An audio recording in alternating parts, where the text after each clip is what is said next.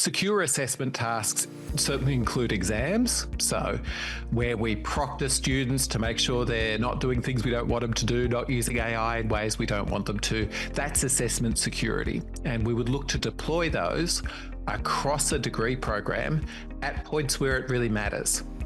It's really problematic if we overdo those sorts of tasks because the evidence is they're not always amazing for learning and they're quite resource intensive.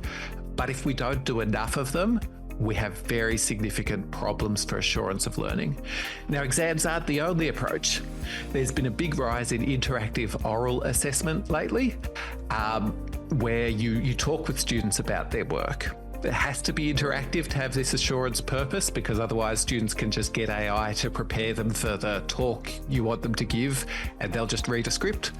But if it's interactive, synchronous, real time, that has some potential assessment security benefits. When we talk about AI use in ways that we don't want them to do, in inappropriate ways, inappropriate AI use, students tend not to see that as cheating. It's quite an authentic use of it.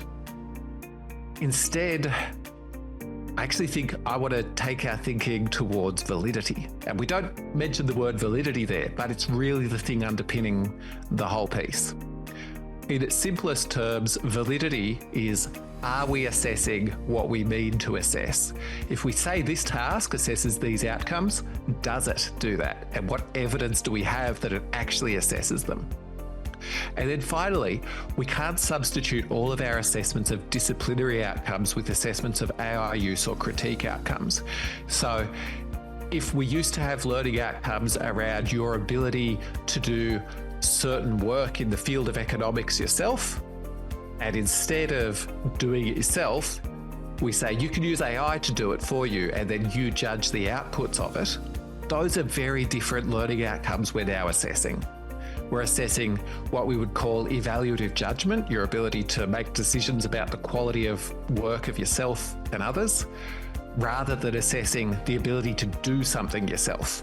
So we can't just substitute this evaluative judgment exercise in for what we used to do. We need to consider changing the learning outcomes. If they are unaccessible, if they are no longer meaningful, we should not retain them as learning outcomes. We should not try and battle the tide of AI here. We do need to rethink what we're assessing as well as how. Secondly, this paper title of ours, Validity Matters More Than Cheating. We, in this open access piece that's in the bottom right, argue that cheating is a concern that people have, and it's an important concern to attend to.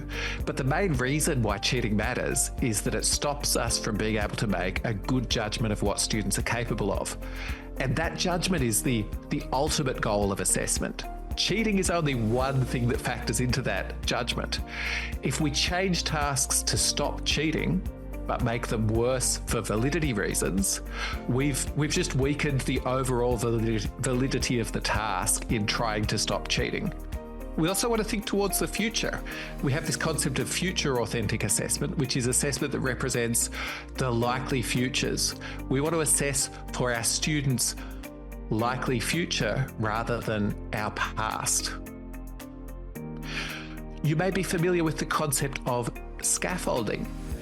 Scaffolding being this idea that we provide some supports to students to do things they can't already do, and then we gradually withdraw them as students become more capable. I have concerns with this in a time of AI. I think if we allow AI to be a scaffold, it will likely be a scaffold that does not get withdrawn, which will prevent students from being able to do things.